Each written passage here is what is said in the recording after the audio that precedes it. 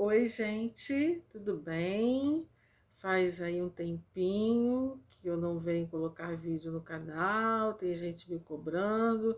Eu fiz um vídeo logo no início do ano e hoje estou aqui de volta para darmos continuidade às nossas séries aqui do canal Visão Inclusiva.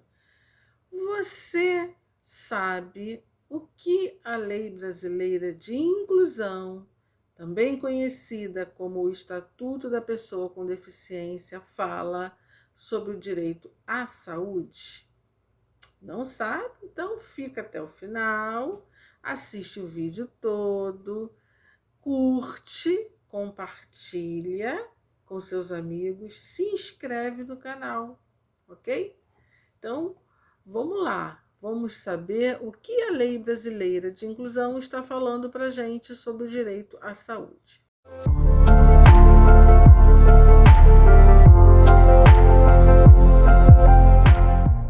Então, gente, antes de continuar falando sobre o direito à saúde, vou me descrever. Eu sou uma mulher branca, uso óculos de aro marrom, cabelos curtos na altura do queixo, né? Cabelos castanhos. Estou com uma blusa de fundo azul, com umas estampas de onça amarela. Atrás de mim, uma janela com uma cortina floral. Explicando por quê. Essa semana um amigo me perguntou o porquê dessa questão de ficar fazendo descrição. Porque existem pessoas que estão assistindo o nosso canal que são deficientes visuais totais e precisam ter essa consideração, né, de que eu me descreva e de que eu descreva o ambiente onde eu estou, para que ela pelo menos assim consiga me conhecer. Na verdade, eu deveria inclusive ter também aqui, ó, do ladinho aqui, ó, um intérprete de Libras para poder esses vídeos atingirem também as pessoas com deficiência auditiva, mas eu ainda não tenho. Eu vou ter. Eu tenho fé. Bom, então, gente, vamos lá. O artigo 196 da Constituição, que é a nossa Carta Magna e que é a base de todas as nossas leis, né, diz que a saúde é direito de todos e dever do Estado e deve ser assegurada a qualquer cidadão de maneira universal, né? E aí o artigo 18, os artigos 18 a 26 vão assegurar o direito à saúde, vão falar sobre esse direito, também tendo como base a Constituição brasileira. E uma das primeiras coisas que diz, o título da Lei Brasileira de Inclusão, que fala sobre a saúde, é que a saúde, deve ser garantida à pessoa com deficiência de maneira igualitária, universal e igualitária, em todos os níveis de complexidade. Então, em qualquer nível de complexidade, seja a complexidade, alta complexidade, média complexidade ou baixa complexidade, é assegurado o direito à saúde para a pessoa com deficiência nesses níveis. O SUS tem que garantir isso, né? E aí o artigo 18 ele vai estar dividido em alguns parágrafos, né? Que falam sobre a questão de que a equipe técnica que trabalha com a pessoa com deficiência no setor de saúde deve receber uma capacitação inicial e continuada. Toda a equipe técnica profissional que vai trabalhar na saúde precisa receber essa capacitação inicial e continuada para saber como lidar, como incluir, como assegurar acessibilidade à pessoa com deficiência nos serviços de saúde, né? Uma outra coisa que diz o artigo 18 é que é garantido, é assegurada à pessoa com deficiência a participação na elaboração das políticas públicas de saúde a ela destinadas. Então, todos nós, pessoas com deficiência, temos o direito de participar na elaboração das políticas públicas de saúde que são destinadas a nós. Aí nós vamos buscar os caminhos para isso, né? Participando dos conselhos de direitos da pessoa com deficiência, do nosso município, procurando saber o que os vereadores, aqueles que nós colocamos lá na Câmara Municipal, estão fazendo, estão votando, estão elaborando, não é? Na Assembleia Legislativa, então, em cada estado, né? A nível federal também. Nós precisamos podemos e precisamos participar disso, né? E aí o artigo 18 vai dizer também, vai tratar de algumas diretrizes que devem ser respeitadas no atendimento, nos serviços que estão no atendimento à saúde, né? Então, os serviços de saúde para a pessoa com deficiência devem seguir algumas diretrizes, tá? Primeiro é que precisa haver um diagnóstico precoce, né? Ou seja, quanto mais cedo se faz um diagnóstico de uma determinada deficiência, melhor será para a pessoa com deficiência, maior êxito no tratamento, né?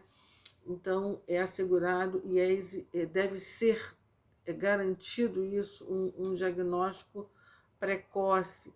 A outra coisa que os serviços de habilitação e reabilitação, eles devem ser oferecidos para qualquer tipo de deficiência.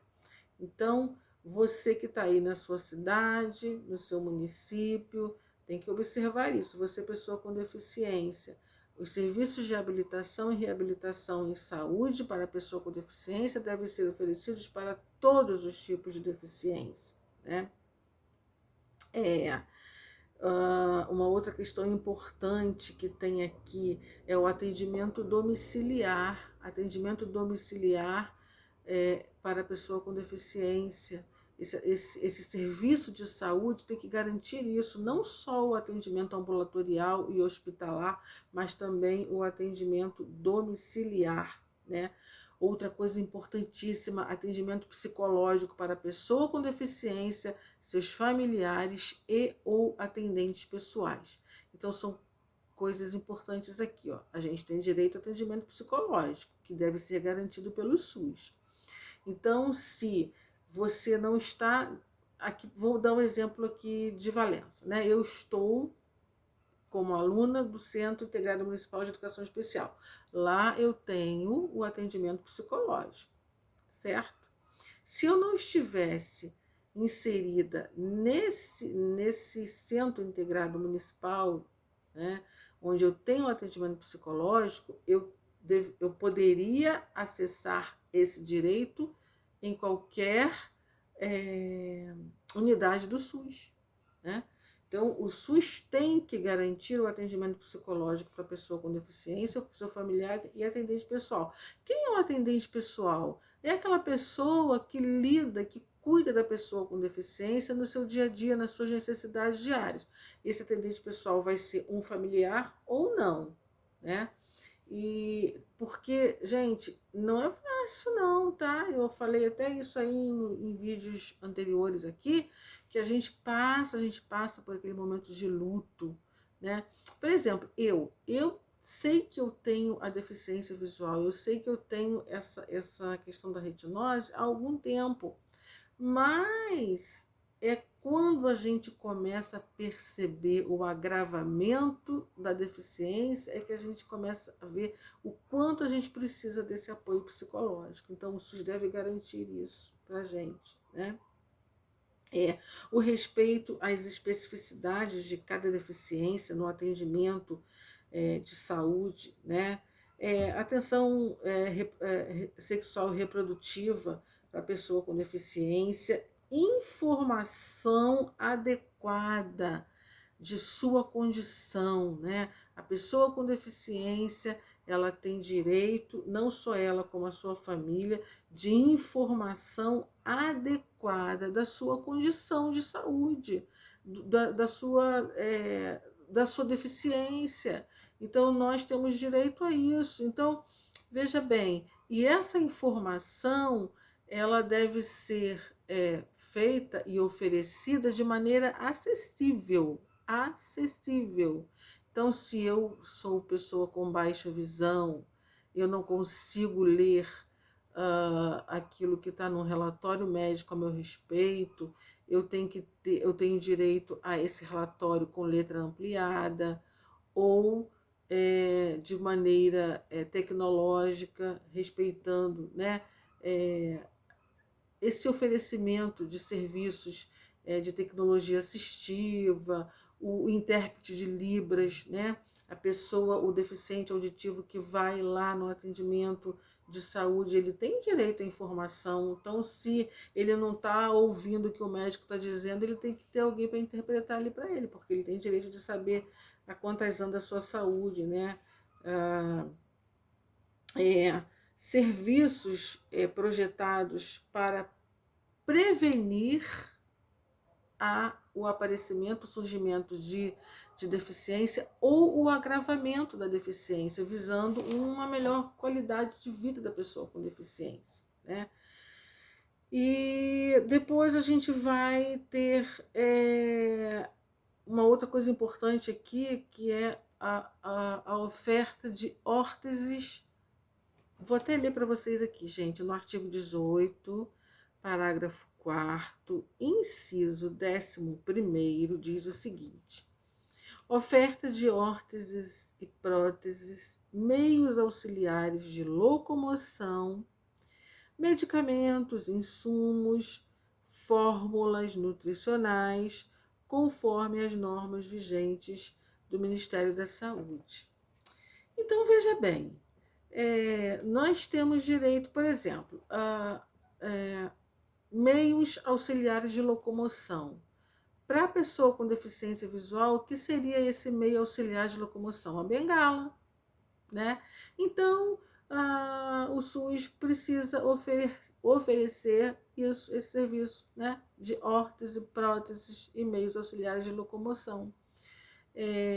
Cadeira de roda, muleta, bengala, andador, enfim, tudo que é necessário para uma melhor qualidade de vida e para a melhor locomoção da pessoa com deficiência.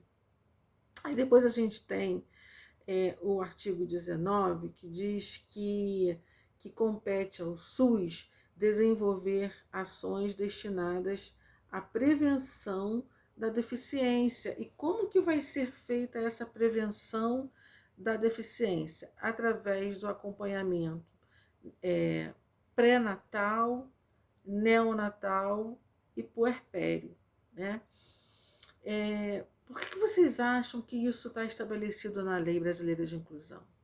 Porque, infelizmente e lamentavelmente, muitas deficiências são adquiridas ao nascer, por erro no parto, por não estar sendo garantido um parto humanizado. Então, essas ações de prevenção à deficiência e ao agravamento delas, essas ações são feitas ali, ó, no pré-natal, no neonatal e na garantia de um parto humanizado, tá?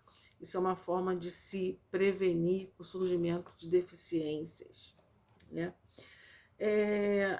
Tudo isso que está garantido aqui nos artigos 18 a 26, que falam sobre a saúde, devem ser respeitados também pelas operadoras particulares, né? Os planos de saúde também devem respeitar todas essas normas aqui previstas na Lei Brasileira de Inclusão. No artigo 21 também traz uma coisa interessante, que é o seguinte, ó, vou ler para vocês aqui o artigo 21. Quando esgotadas todos os meios de atendimento de saúde da pessoa com deficiência no local de residência, deve ser oferecido o atendimento fora de domicílio. E esse atendimento fora de domicílio, ele é garantido para a pessoa com deficiência. Exemplo, se no seu município, na cidade onde você mora, foram esgotadas todas as possibilidades para o seu atendimento, para a garantia da sua saúde, para a sua habilitação e reabilitação, então a Secretaria de Saúde do seu município deve garantir esse atendimento fora de domicílio. E esse atendimento fora de domicílio, ele deve ser acompanhado da garantia justamente do acompanhante, né? E se for necessário, o transporte, logicamente, porque vai sair do seu domicílio, vai sair do seu município, tem que ser garantido o transporte, tem que ser garantido a estadia para a pessoa com deficiência e o seu acompanhante, né? Isso está lá no artigo 21. O artigo 22 diz que a pessoa com deficiência internada ou em observação tem direito ao acompanhante, né? Isso está garantido no artigo 22. Independente da idade da pessoa com deficiência, ela tem direito ao acompanhante. Quando não é possível que permaneça um acompanhante lá naquele local de observação ou de internação, a equipe médica, o responsável por aquela equipe médica deve apresentar uma justificativa por escrita, né? E quando apresentando essa justificativa por escrita, dizendo, olha, por isso por esses e esses motivos não pode ficar um acompanhante para a pessoa com deficiência aqui no hospital, ou na clínica, ou no pronto-socorro, ou na emergência. Então, não tem como ficar o acompanhante, então na equipe médica de saúde que vai atender aquela pessoa tem que ter alguém, algum profissional que vai se responsabilizar pelo cuidado especial daquela pessoa com deficiência, tá? Porque, por exemplo, na questão da pandemia, né, do Covid-19, não podia ter acompanhante nos hospitais. Então, não podia ter acompanhante familiar, mas a unidade de saúde tinha que ter o, né, garantido esse atendimento específico por uma pessoa da equipe profissional que vai atender, que estava atendendo ali, né? Deu para entender, né, gente? Eu acho que deu, né? Artigo 23 vai falar que não pode ter nenhum tipo de discriminação no atendimento de saúde para as pessoas com deficiência. Então, em qualquer unidade de atendimento à saúde não pode ter discriminação. Uma outra coisa que deve ser respeitado nas unidades de saúde, sejam elas do SUS ou privadas, é acessibilidade. Acessibilidade para todas as pessoas. Então, você não pode ter uma clínica, um hospital, onde você vai atender pessoas, né, seres humanos, que não têm acessibilidade para a pessoa com deficiência. Então, é inadmissível uma clínica que tenha atendimento em 2 andares, que não tenha elevador ou rampa de acesso para um cadeirante. É inadmissível que num hospital, numa emergência, numa clínica, não tenha piso tátil para orientar o deficiente visual, não é? O deficiente auditivo tem o direito de ter ali um intérprete. Como é que ele vai dizer o que ele está sentindo se ele não fala? Né? Como é que ele vai? Então tem que ter essa acessibilidade. Isso tudo está garantido, está especificado nos artigos 18 ao 26, tá?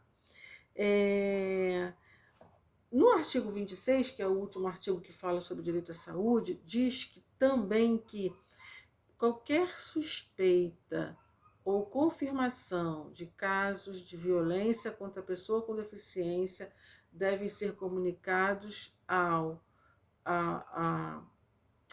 né? Devem ser comunicados à polícia, né? Desculpa, gente, gaguejei. Qualquer suspeita ou confirmação de casos de violência contra a pessoa com deficiência que é constatada ali no atendimento de saúde, isso deve ser comunicado à polícia, ao Ministério Público e aos conselhos de direitos. Então, violência que se pratica dentro de uma casa, em ambientes públicos ou privados, e não apenas violência física, violência psicológica, né, emocional e física.